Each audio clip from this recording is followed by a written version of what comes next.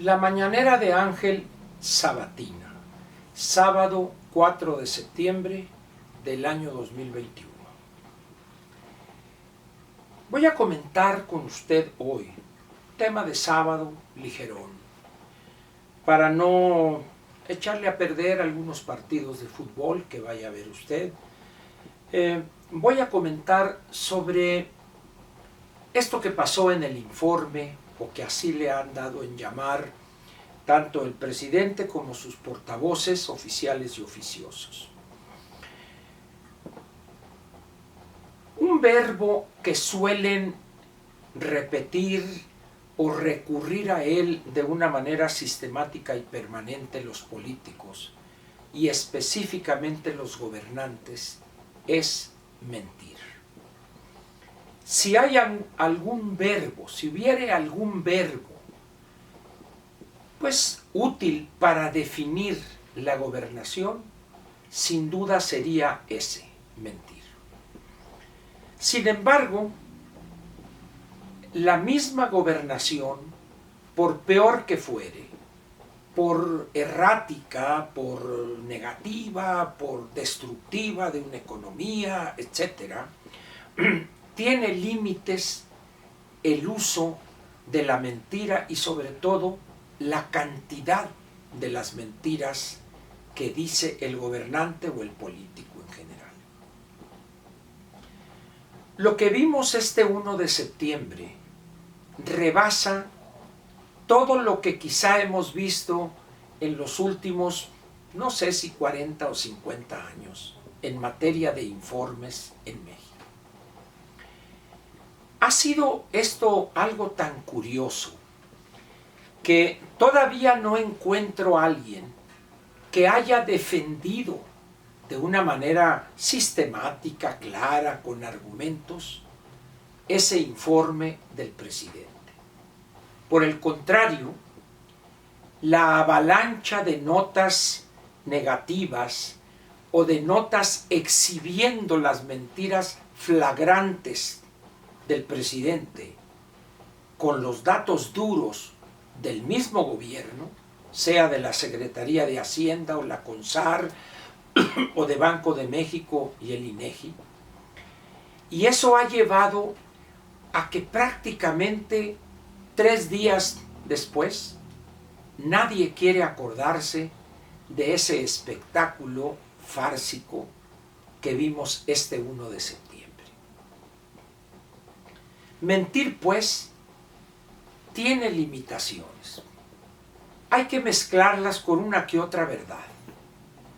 Demasiadas mentiras no solo cansan al respetable, como se dice en términos de los espectáculos deportivos, tanta mentira cansa, pero también genera rechazo en vez de aceptación.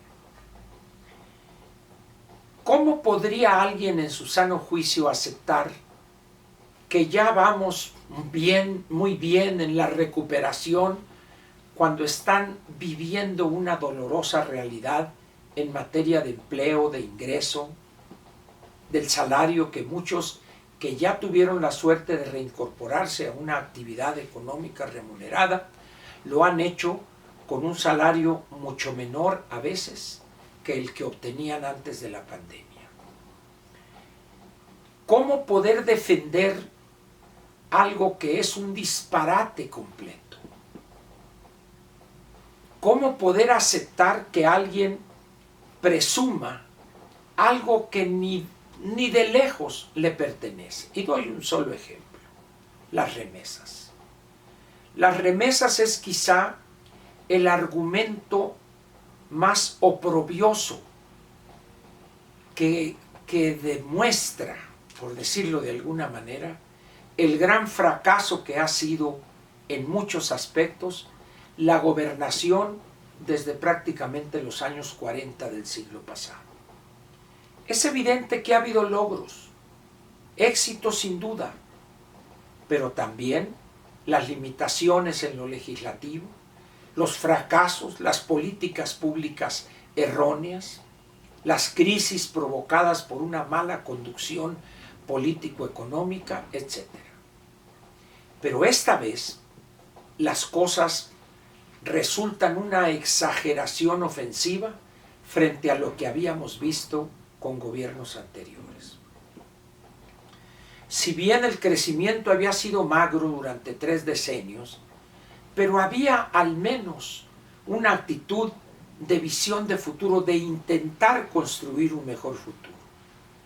En este gobierno, ni siquiera eso hemos podido obtener de un gobierno que prometió el paraíso terrenal. Desde el mero principio de su encargo, este presidente nos habló del impacto positivo del pasado, que él lo ha imaginado porque el pasado real no fue así. Y ha perseverado, ha actuado de manera sistemática y permanente en un imposible: querer replicar un pasado que él ha inventado. Y eso lo ha llevado a mentir una y otra vez, uno y otro día, una y otra semana, y así durante los 33 meses que lleva en el gobierno. Por eso decía, sabemos que el gobernante miente, sabemos que el político miente, pero no hay que exagerar. ¿Por qué? Porque toda exageración es mala, no solo en la bebida, en fumar, sino también en ejercer la gobernación. No se debe exagerar el número de mentiras y lo burdo de las mismas. Pero parece que este gobernante y su gobierno no conocen límite alguno en cuanto a decir mentiras.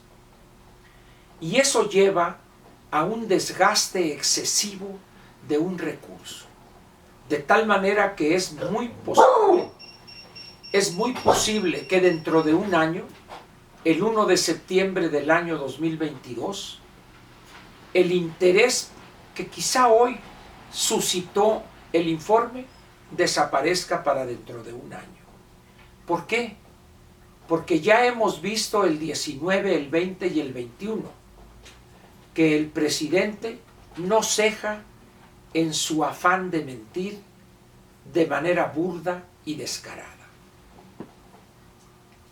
Podríamos aquí hacer un recuento de las más burdas, de las más groseras, pero baste y sobre con que sepa usted que en 55 minutos el presidente dijo 88 mentiras o inexactitudes. Es decir, prácticamente 3 mentiras cada 2 minutos. Dice uno, ¿es aceptable esto para quien dice contar con un apoyo aplastante de los ciudadanos? Evidentemente no es así. Las cosas empiezan a salirse de control, no solo en lo político, sino también en lo económico.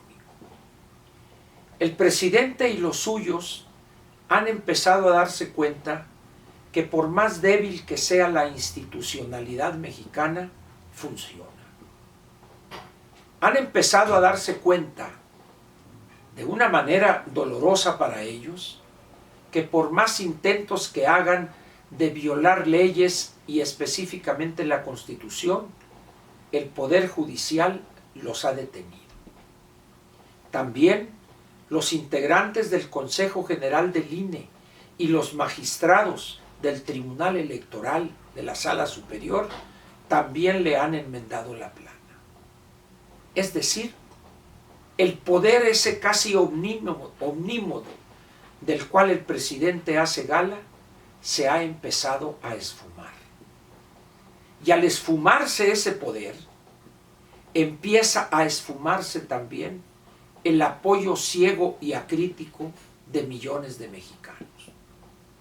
Todavía ha logrado sortear estas dádivas a millones de mexicanos, pero a medida que avanzamos durante este año y lo que se ve para el siguiente, tal parece que los recursos no serán suficientes. También ya no hay de dónde sacar recursos. Ya la estructura gubernamental prácticamente está en los huesos. La inversión pública ha caído peligrosamente no hay recursos destinados ni siquiera para el mantenimiento de la infraestructura existente. El sector privado también se ha retraído y del 20% que sería, vamos a decir, el porcentaje histórico de inversión, 20% del PIB, ahorita debe de andar alrededor del 17%. Es decir, aquel número, aquel porcentaje mágico del 25% del PIB para aspirar a crecer al 3,5-4% se ha esfumado. Pensar además que ya recuperamos los empleos, que ya estamos igual al nivel prepandemia, es un mal chiste. Y el presidente, no obstante los datos duros que su mismo gobierno ofrece en todos los ámbitos de la vida económica y política del país, el presidente insiste que tiene otros datos. Pero lo más peligroso no es que insista él en esa locura, sino que millones creen que efectivamente tiene otros datos. Eso es lo más peligroso. El despertar para esos millones de mexicanos será más doloroso que lo doloroso de la situación actual que enfrentan, porque hay un contrasentido ya más que evidente. Primero los pobres, dijo él, y ha dicho desde hace muchos años, y este gobierno ha hecho bueno ese lema. Primero los pobres, sí, pero es a los primeros a los que se ha jodido. Y no va a parar, no va a parar. ¿Qué podríamos entonces decir del informe de este 1 de septiembre? Que fue una fiesta de mentiras, que fue una fiesta de engaños uno tras otro, tras otro, tras otro. Y en vez de que hubiera algo de autocrítica, todo fue triunfalismo, acedo, ramplón. Pensando que la realidad se va a hacer a un lado y decir vamos a darle chance para que presuma lo que no existe. No, la realidad no funciona de esa manera. El presidente, pues, lo ha dicho, lo ha repetido, no va a modificar su conducta. Pero dijo algo en su mensaje que posiblemente nos haga vislumbrar una salida intermedia. Tomada antes incluso de que se realizara el proceso de revocación de mandato. Mi opinión personal, como ya lo expresé en una mañanera, es que él mismo renuncie para evitar cualquier restricción, cualquier limitación legal para dedicarse a hacer campaña ya como ciudadano. Es lo que ha hecho siempre, andar levantando a la gente para que viole la ley. Llámese bloqueo de pozos petroleros, llámese bloqueo de Avenida Reforma, llámese no pagar el servicio de energía eléctrica, etcétera, etcétera. Sin embargo, el precio que va a pagar él en su imagen y en su prestigio una vez que deje el gobierno, será muy doloroso para él la realidad que va a enfrentar. Pero en fin, ya pasó el informe a la realidad que nos espera ahí, por decirlo menos a partir del lunes. Este domingo, hoy sábado y mañana domingo, vea fútbol, porque la realidad nos va a esperar con los brazos abiertos a partir del lunes. Buen fin de semana, pues. Y aquí lo espero. Gracias.